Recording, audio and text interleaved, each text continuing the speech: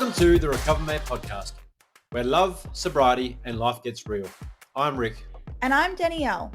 We're a husband and wife team sharing our personal journey through sobriety. And together, we are having all the difficult conversations that most people are too afraid to have in their relationship. We're diving deep into the hard stuff, from our own past to recovery, parenting challenges, finances, and everything in between that comes with building a life together. And trust us, nothing is off limits here. We're keeping it raw, honest, and unfiltered because that's what recovery, love, and real life looks like. So whether you're sober, curious about recovery, or just looking for ways to keep love alive while living a sober life, you've come to the right place. We're excited to share our most forbidden conversations with you. So grab a seat, buckle up, and get ready for the kind of discussions that you won't hear anywhere else. Let's go!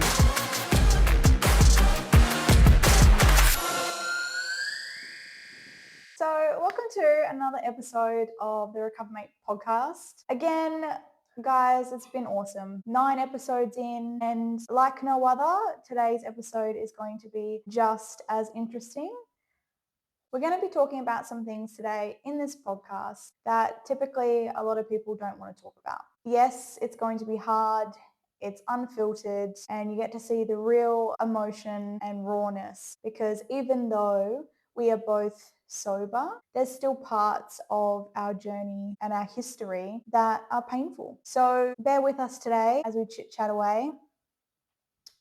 Also, I don't know if we've actually mentioned this before or not, but we don't always podcast week after week. So depending on your work schedule and my work schedule and the kids having their own lives of things going on. And now construction next door with the new house getting built. Yep. So bit of backstory. We talk about this house that we saved money for by cutting out alcohol. And we were actually the first ones built in the cul-de-sac that we live in, which means that pretty much for the last 9 months, there has been nothing but site works, construction, drilling, hammering, and all sorts at all godly hours. Cars parked all the way down the street. Yep. Trucks everywhere. Yep. Which means that we haven't really had much of an opportunity to podcast, particularly during the day.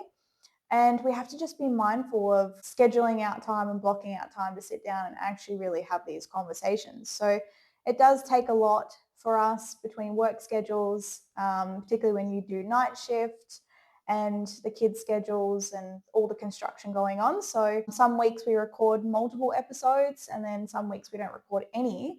And this is one of the weeks where we've actually not got any in the bank at the moment, and we've left it super last minute.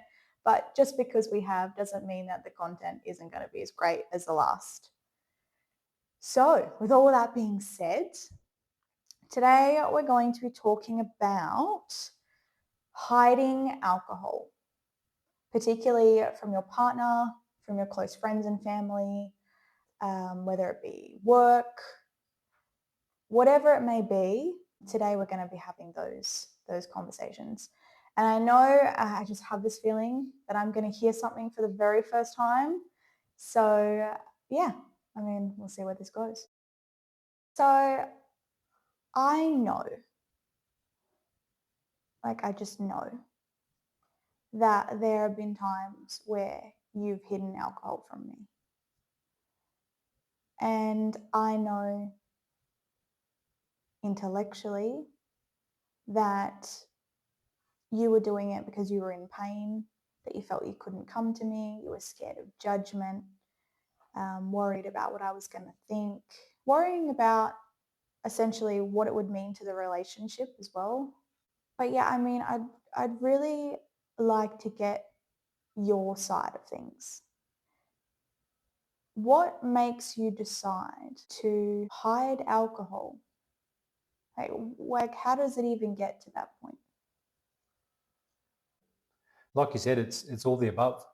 It's that fear of hurting you. It's that fear of judgment. It's that scared of what would happen if you did find out I was drinking, or if I'd had a few beers down the pub, or if I'd done something along those lines. I was in fear of what that would mean to a relationship. Now,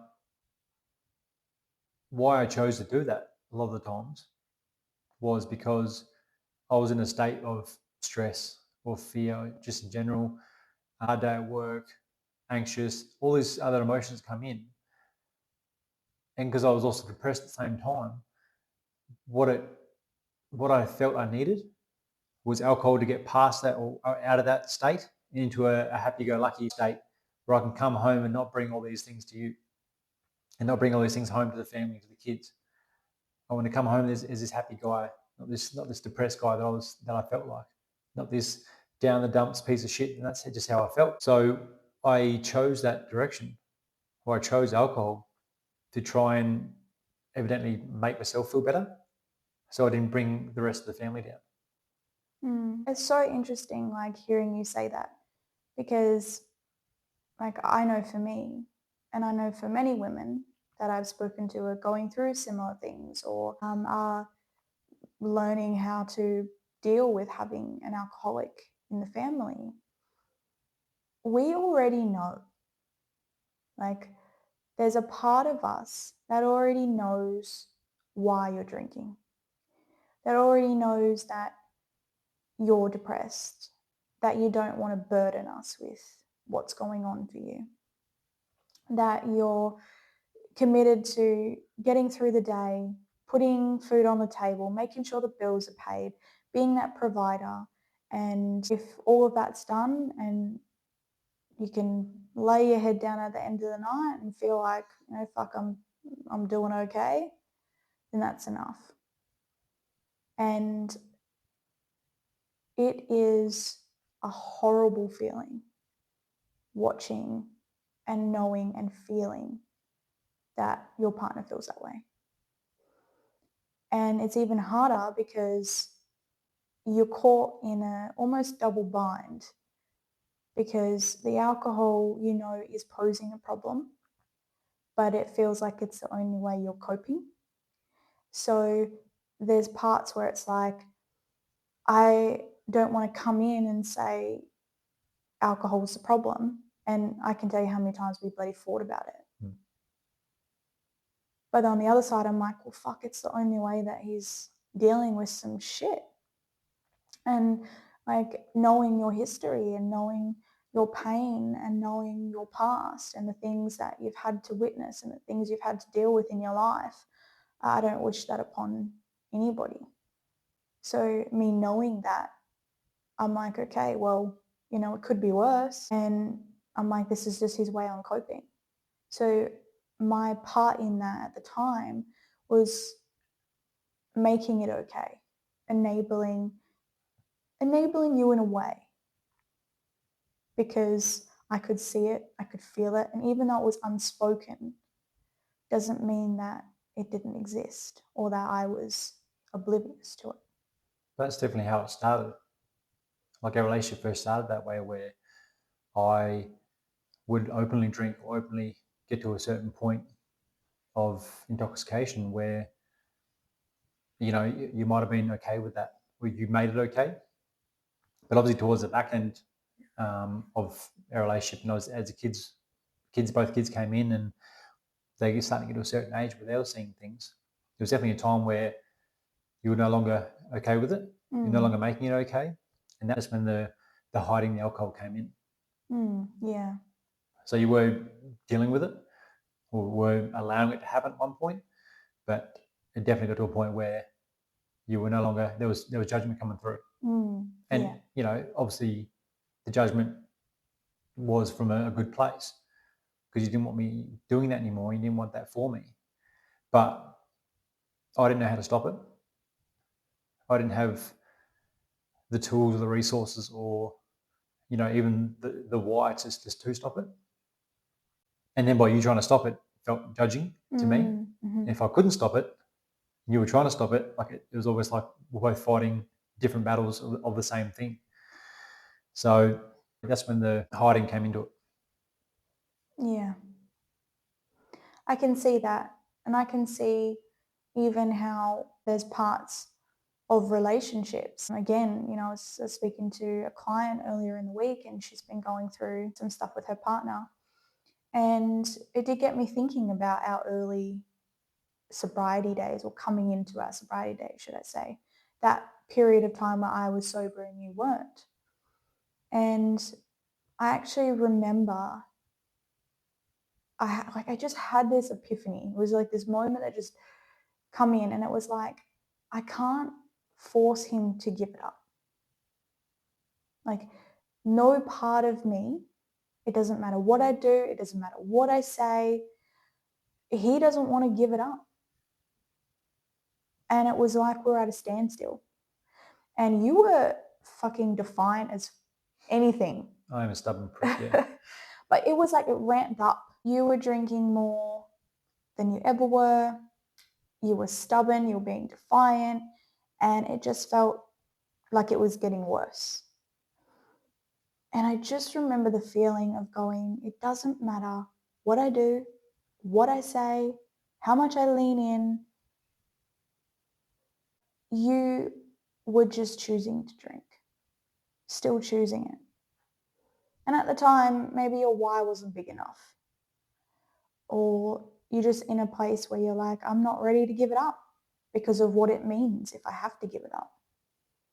There's parts of you, I know that you felt you would lose if you gave up alcohol. I mean, all of that wasn't true, but at the time I could feel that. I could feel that you were making it mean something by not having it in your life. Well, I mean, it was partly true, but it wasn't that I lost it. I just had to relearn it. Or just redefine that, because you do feel like you lose yourself when you first start drinking. You do feel like you're a different person, and how do I cope? But it's not that you lose everything or you lose what you used to have. It's just relearning how to do it in a different way. And you relearn it from a better place, and it comes out as a better thing. Yeah, I could see that. So I had to make a really hard choice.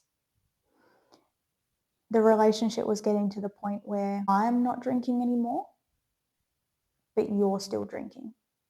And here I was thinking, if I had given it up and I showed my support and I showed you that I could do Christmas and birthdays and New Year's and all of that without alcohol, then maybe you might get inspired by me. And when I saw that that wasn't working, I just became more resentful. I'm like, it's not that hard. And this is the bit, I suppose, I didn't get. No, I'm not an alcoholic. I don't have good relationship with alcohol, but I didn't need it as an everyday thing. It wasn't a coping mechanism for me. It was a tool that I used and abused, and I'm tenfold better off without it. But at this time, I'm like, my health is going to shit. I'm not sleeping. I'm not eating properly. I wasn't showing up for the kids. I wasn't showing up how I wanted to in the relationship. I just started working with an incredible team of people who were changing lives. And I thought, how am I supposed to help people change their lives if I'm not even looking in my own back garden and cleaning up my own mess? And yeah, it was exceptionally hard seeing you go down that path. But I got to a point and I'm like, you know what? I'm going to stop drinking and I'm not going to make it mean anything about you. I'm choosing to lean in and choose me. And in that, it creates a gap. I know it's a gap you felt. We've talked about it quite a lot.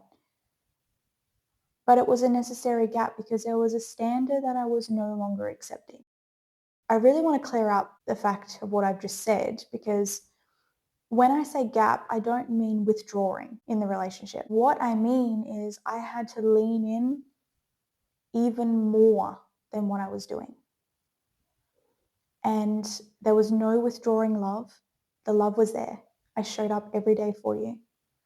And at this point, because I was in that resentful place and I was over alcohol in the relationship, in our household, all of the damage that it had done, that I had to imagine that every time you were drinking a beer, that you weren't drinking a beer, that you were drinking a glass of water or a cordial or whatever. Like there was a part of me that started to, I suppose, in a way, vision and manifest a man that doesn't drink. So in that, there was no room for resentment. I just lent in with love. I treated you the way I wanted to treat you, even if you were drinking alcohol or not. And I was talking to a good friend of mine about this recently. She's been going through a rough time with her partner. And I've been just helping her, giving her some guidance about how to bridge the gap in a marriage. And one of the hardest things to do, particularly for us women, because it's so easy for us to just step up, handle it all, do a fuck you. What do I need you for? I can go out and work. I can bring money in. I can take care of the kids. I can do everything. That's easy. That's almost ingrained in all us women. But the truth is, we don't want to do that. And I realized for us to have a different marriage, for us to be able to create something different, I had to show up differently. So instead of coming from a place of judgment and coming from a place of fuck you and come from a place of, oh, you're drinking again and you're going to get drunk and then you can't handle the kids and then I have to do everything. Like I just came from a place of pure love. Was it hard? Abso-fucking-lutely. It was one of the hardest things I did for 6 months. But a gap kind of wedged itself between us because suddenly we weren't always doing what we've always done. Suddenly I was out doing more things than I wanted to do. Suddenly my mindset had shifted and I started to go to events that didn't have alcohol. And I think in that, it did create a bit of distance between us. And I know you felt that. Yeah, I certainly did. And I mean, when you say that had that gap between us because there was one point where you felt resentful and then the next point where you said you came in with extra love. During that resentful part that you had, that's when my drinking in your eyes would have escalated because I would have done that out of spite. I know you were trying to give me a lot of like videos and advice and bits and pieces to, you know, give it up and this is where you are now and where you could be. And I was looking at that as you're judging me for what I was doing. And then out of spite, I'd do something you didn't want me to do, which was drinking or drinking a bit more or drinking at a time I shouldn't drink. So you felt criticized by me? Yeah, there was criticism that felt like came through at that time because it was like you were going a different direction and then you give me all this advice to evidently go on the journey with you, but I was seeing it as you're criticizing me or judging me for who I was or what I was doing. Mm. And then when you're saying you went to the other side where you came in with love and you just accepted me for who I was and what I was doing, that's when it all slowed down. And that's when I was allowing, I guess, the videos and the resources you gave to me, I was allowing them to sink in a bit more and start actually feeling them and allowing me to actually sit with it and go where it was taking me. Because I didn't feel criticized by you. I felt accepted or I felt loved. And I felt that you're doing what you were doing out of love and care for me. It was just the two different states, two different places you're in, which swayed my decision and made me look at things differently and feel things differently. Yeah. So I guess that's the big kicker here is that a lot of women would look at, you know, the husband or the partner and out of spite or out of resentment would basically give it the big fuck you. And, you know, what you're doing is shit, I don't like it. You should be this, you should be that. Where the man will see that the criticism and go, evidently, fuck you back. And I'm doing what I want to do. I'm going for those couple of beers after work at the pub. I'm going to a mate's house all night till stupid o'clock. You don't love me or you don't care about me, so who cares? If you come at the other angle through love and through compassion and through just caring deeply, like all you do for your partners or for the person that you're looking out for, if you come at that angle, they will start to feel it more. Will start to feel that compassion and start to feel that love that you're trying to show them. You're doing it out of love. And you're doing it because you want to help, or you see a better future for them. So it's just how you come at it, I guess, at the end of the day. Yeah, and I mean, that was a massive turning point. Like you said, I suddenly realized that I can't, like what I was doing, I couldn't reach you. And what I did know is that, like, I love you and I wanted to have a big life with you, a forever with you. But I also knew this is not what I wanted for me. And this is not what I wanted for us and for our family. So I don't know, I didn't put a time limit on it, but I thought if I just keep leaning in with love, I had clear boundaries and the things that I didn't accept. I had to be exceptionally vulnerable with you about how I felt about it. On days I had to be the motivation and the inspiration for the both of us. But a part of me accepted the fact that you're an alcoholic and I might have to deal with that for the rest of my life. And at that point in my life, I was okay with that because I was going to get whatever tools and skills I could for me to be able to handle whatever that is. I wasn't accepting it. I wasn't making it okay, but I lent in with love and I was able to find compassion for you. I was able to get out of the messiness, get out of the muck, get out of all the shit that's gone on, the drama, the chaos, the lies, the secretive stuff. And I was able to just jump out of all of that and hover in a bird's eye view and really just look at what is going on here. What is happening? Like what's going on for you? What's happening for me? And I'm just watching. I'm not judging. I'm not analyzing. I'm just watching it. It's like a movie playing out. And in that moment, I was able to get really clear on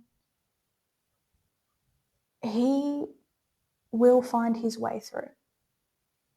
But I just have to be really clear, really strong, lean in with love, keep showing up for him, keep doing what I need to do, stay in my own lane, get up, do my work stuff, find joy in my own life, and hope and pray that eventually you'll find joy and hope in yours. So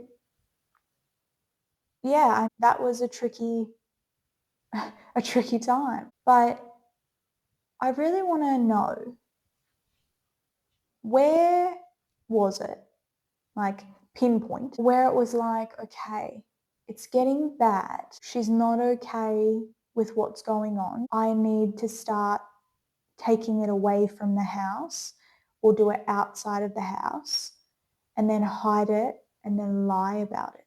I guess where it happens is at a point in time when you know you're not doing the right thing. That's just where it starts. When you know it's wrong for you, you know how much you're having, that if you know it's not right, then you know she feels it's not right. So you're already getting a light bulb moment of, oh fuck, this is a bit of a problem. Well, if you're already feeling it, if you're already sensing that you probably shouldn't be doing what you're doing, that's when you go, oh shit, I'm not in the right spot.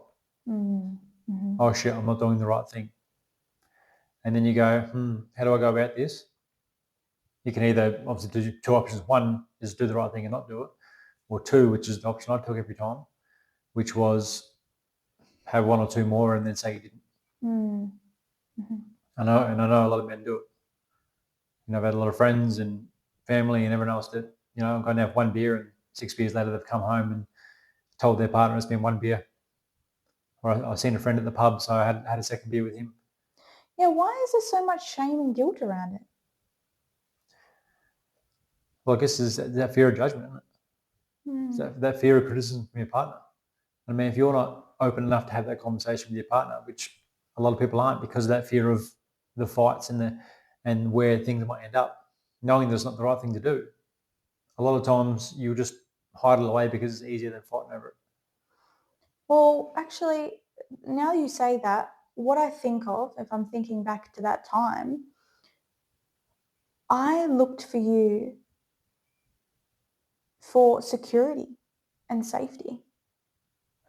So when you would get to that place where you were drinking too much, or maybe drinking too much that you couldn't drive anymore, or you were too intoxicated to string a sentence together or show up on time. I knew if you'd had a bit too many the night before, you were going to be late for work or call in sick the next day at work. And I just remember how much that messed with my feeling of being safe and secure.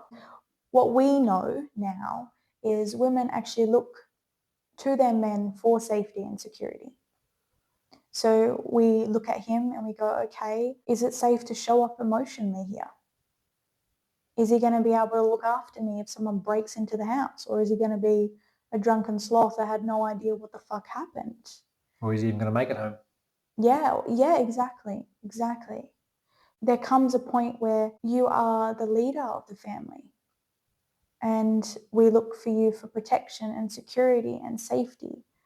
And when all of those things are compromised, it stirs up something in us and triggers that. And it can come out as criticism or judgment or words like, oh, you said you were only going to have two. And what we really mean by that is, I'm a bit worried, babe, that you're going to drink more and you're not going to show up for work tomorrow. And that means that we can't pay the rent this week. Or it'll come out as, you didn't tell me you were going to be out all fucking night. And you just roll in whenever the fuck you want to do. You don't tell me anything. What she's really saying is, babe, I miss you. These are things that we've come to understand and things that we've been taught and the skills and the tools that we've learnt. But when you don't know these things, these are the things that people fight about. These are the things that, when alcohol is involved, pose massive threats to a relationship. And in all of those things that I just said, you're going to hear them as criticism. Yeah. So getting to that point of going, fuck, like, this is not working. I can't reach him. He's not hearing me. I had to drop to a point of complete vulnerability and be truthful.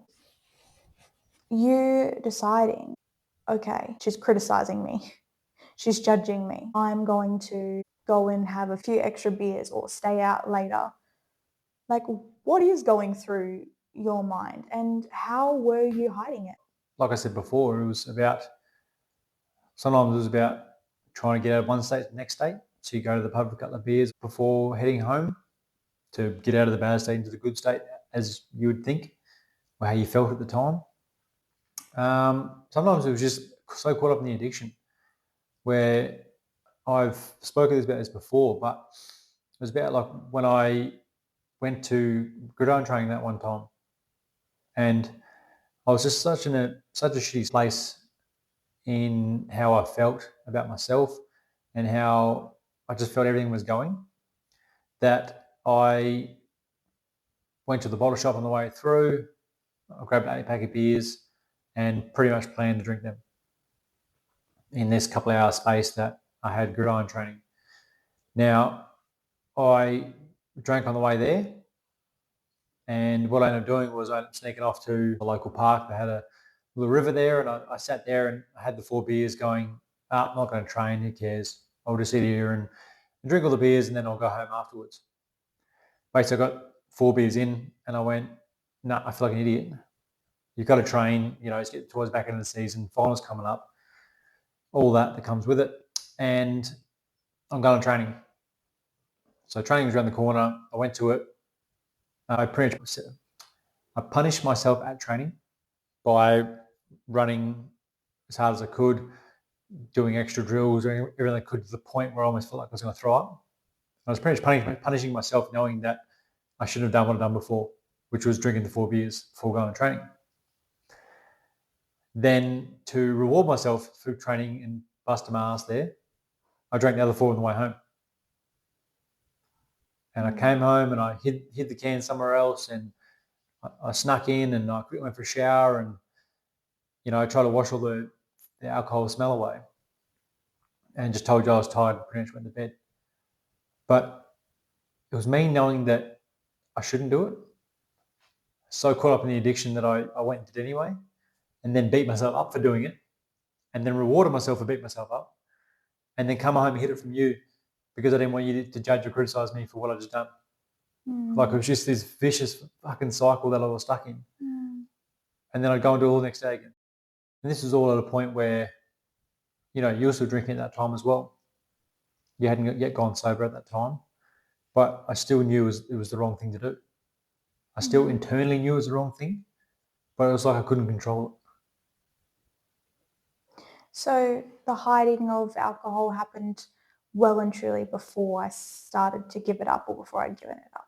Yeah, it would have been years ago. It would have been basically when the kids were growing up. Knowing that same thing, that you didn't want alcohol around the kids, or you didn't want me to be in a certain state around the kids, because evidently I'd be unpredictable. Yeah, you were a liability. You were someone I couldn't trust. But I become very unpredictable in terms of, if I'd go down for 2 beers, there'd never be a guarantee it'd only be 2. Sometimes it would be, a lot of times it wouldn't be. But I'd have 2 beers and then I'd become that unpredictable that who knows if I was coming home for the next 3 days. And that was where it got to, and that's where I was for a long time. And obviously it wasn't fair on you, it wasn't fair on the kids. So the hiding it came where I could control it in some degree, because I knew I still had to come home at some point. Where if I'd go out for 2 beers and have that for a beer, I'll be back later, then I could almost just let loose and I could be gone. And who knows what happens after that. Where if I hide it and you don't know where I am in terms of if we're going to the pub for a beer, I could maybe sneak 2 or 3 beers in at that time, but no, I have to still come home in a certain state. Otherwise you'll know about it. So it was almost like a catch-22, where I could almost control the uncontrollable, but I had to then almost dumb it down to a point where you wouldn't find out, because I didn't want to upset you. And I think here's where the craziness is. Even though you think we don't know, we know. Intuitively. For me, I got to a point where I didn't want to know.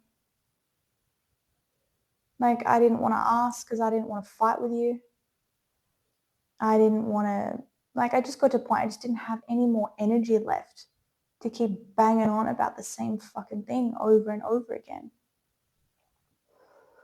There was almost times where I was in my own delirium of just going, if I just pretend it doesn't exist, la la la la la, maybe the problem will go away. There's times I completely stuck my head in the sand, and there was times where I thought, fuck, I've got to extend my rope of trust here, and maybe he is just doing the right thing, and I'm just going to trust. Even though I knew that something was off. I think the other hard part is that, 9 times out of 10, I would do the wrong thing. But for some reason, always, every time, the one time I did the right thing, you called me out on me doing the wrong thing. And then out of spite, this whole thing would go crazy. And I go, well, if that's the case, fuck it. I'll go out and do it then. Yeah.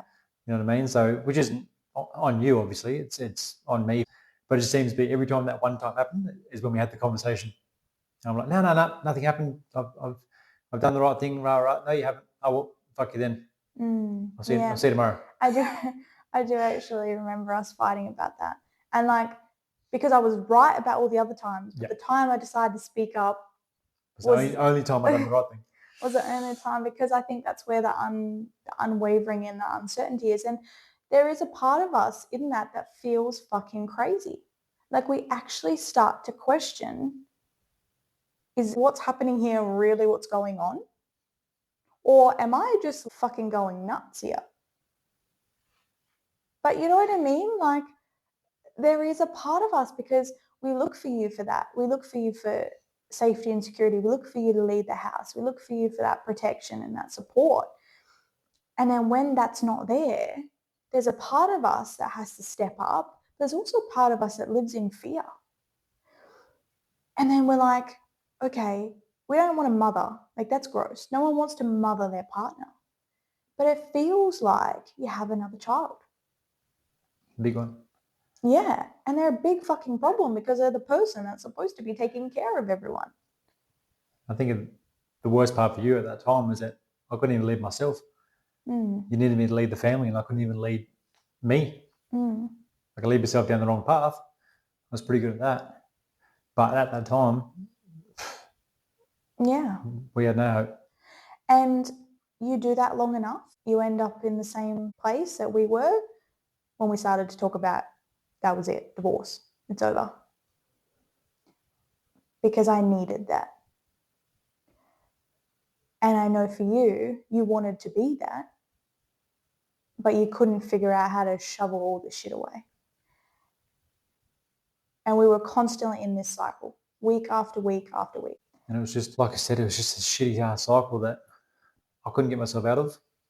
And then by me being stuck in it, it dragged you into it, it dragged the kids into it, it dragged our finances into it, it dragged work into it. And with all that, the safety and security was never there.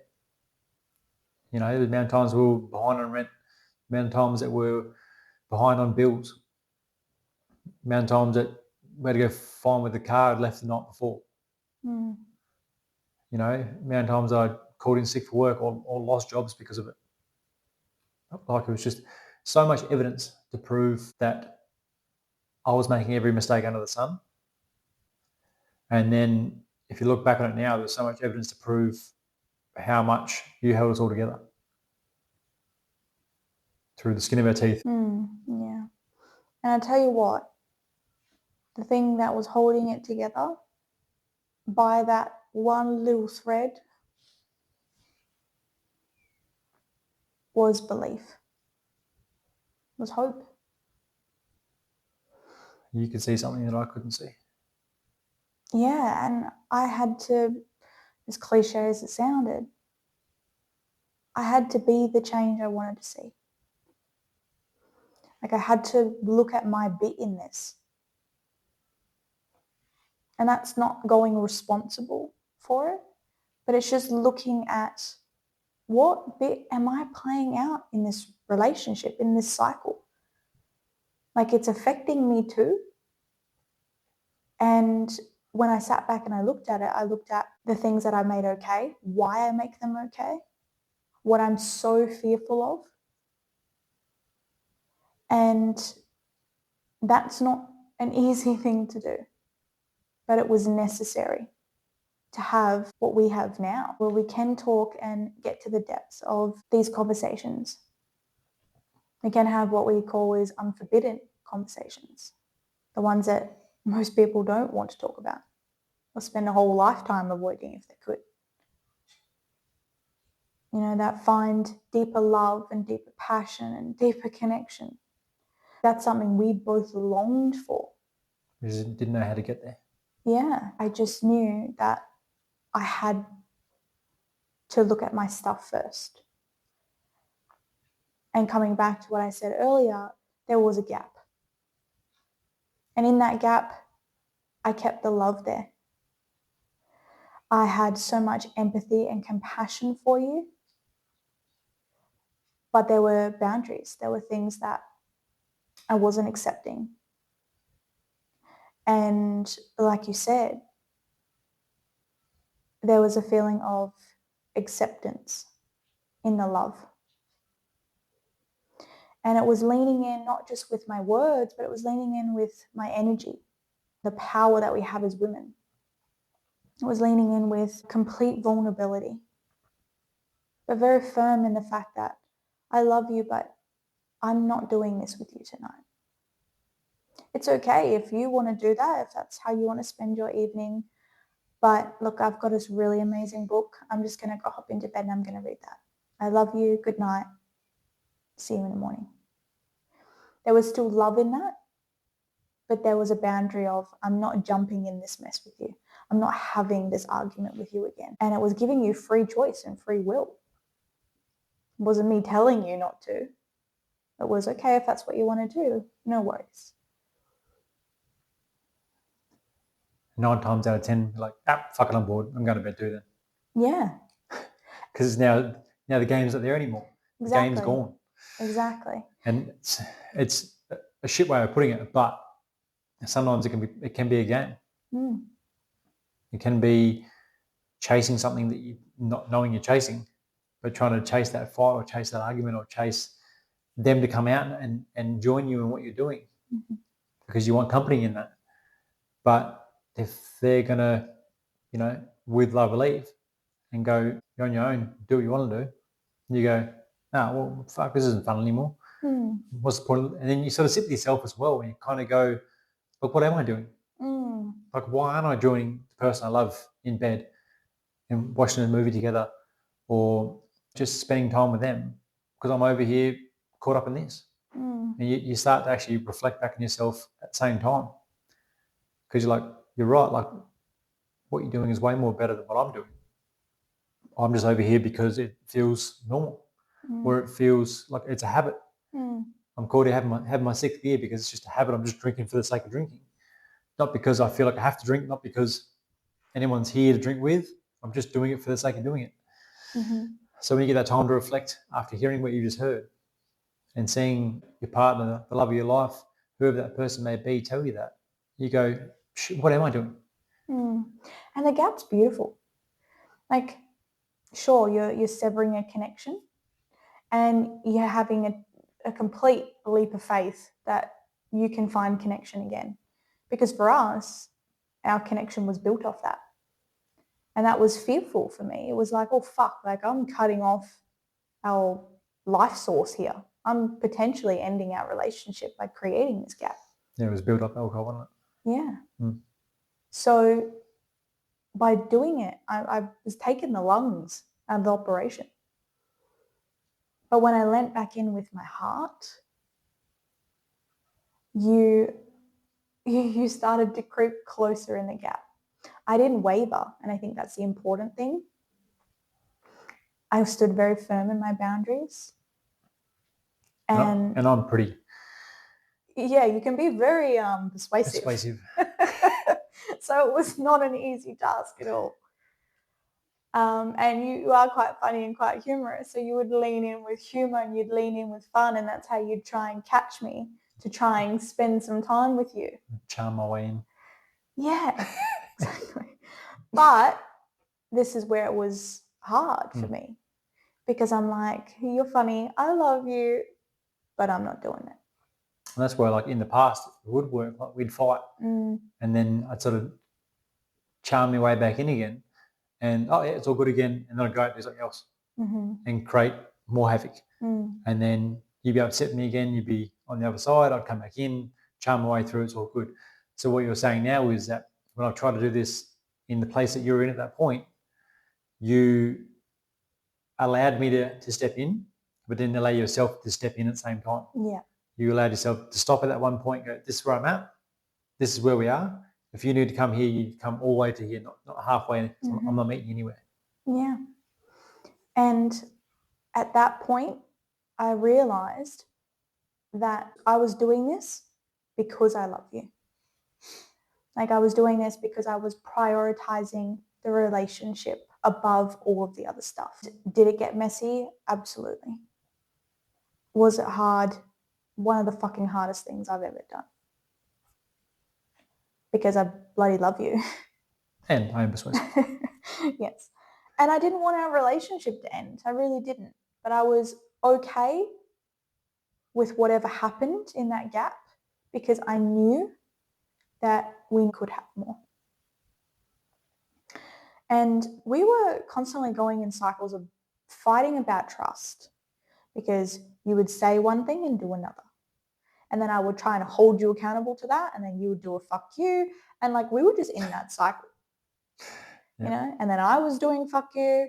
And then you were upset. And then I was upset. And then you would charm your way back through. And I'm like, what are we even fighting about? It's not worth fighting about. But it was the same thing over and over again. So to get to the point where you're like, there's a gap, a real gap. I love you. I'm going to make it known that you feel loved by me, that you feel supported by me, but I'm not running around trying to mother you. I'm not trying to be your babysitter or your timekeeper. If you want to go out and do that, I had to let go of the outcome altogether. If you were going to go out and have beers and you said, yep, you're going to have 2 beers, I just let go of the outcome whether you came home or you didn't. And I loved you anyway. Can't tell me that wasn't the hardest shit ever to do. Because there were moments where I'm like, fuck, what am I doing this for? But the gap got slowly smaller and smaller. And you did creep closer and closer, because a part of you wanted more too. And, you know, like we've mentioned in previous episodes, it was periods of time where you had to stop drinking. You know, it started there till it led to something bigger. You know, it started just doing those small little poppets of no drinking periods. But it was evidence in that no drinking period, which evidently cemented that I should be like, I got so much more out of those 3 months, 6 month period that I took off. And so many good things came out of it. So I was like, why am I going back to the old life? And that was the big problem, obviously, was that I didn't know how to not have it. I didn't know how not to be a part of that. I didn't know how not to allow alcohol to take over. And then I didn't know how to deal with emotions without some sort of suppressant there to help me. So I guess that was the next biggest hurdle to jump over. After knowing that I can go certain periods without it, now it's about how do I stay off it and deal with these emotions that come up. Up with the anxiety, with the frustrations, with the stresses, you know, financially or personally. How do I now overcome these without alcohol to then make me calm down or, you know, work through it? And that's a whole journey in itself. I mean, that's one of the reasons why we built RecoverMate, because there's a lot of talk about the problems that lead up to going sober. But then you're sober and there's like a fluctuation of time where it's like, what do I do now? And what do I do with all the stuff that's going on? And what do I do with this emotion? And this has been my coping mechanism and how I connect with the guys. Like, what do I do now? I think it's what I was saying before in terms of you don't lose things, you just got to relearn it. So you don't lose the things that you used to have or used to be able to do when you did drink. You just got to relearn how to do them without the alcohol, which again is work in progress. Yeah. But it can be done and it does become better. So for those couples that have been in the same cycle we've been in, one, we feel for you guys. And it's a vicious cycle. And it's important to know that no one's right and no one's wrong. We feel for you on both sides. Yeah. Because first and foremost, there is always pain with an alcoholic. And unfortunately, it is so external in the drinking that the pain ends up so suppressed that it's internal and we miss it altogether. And then when it does rear its ugly head, there's too much damage done. The trust is broken.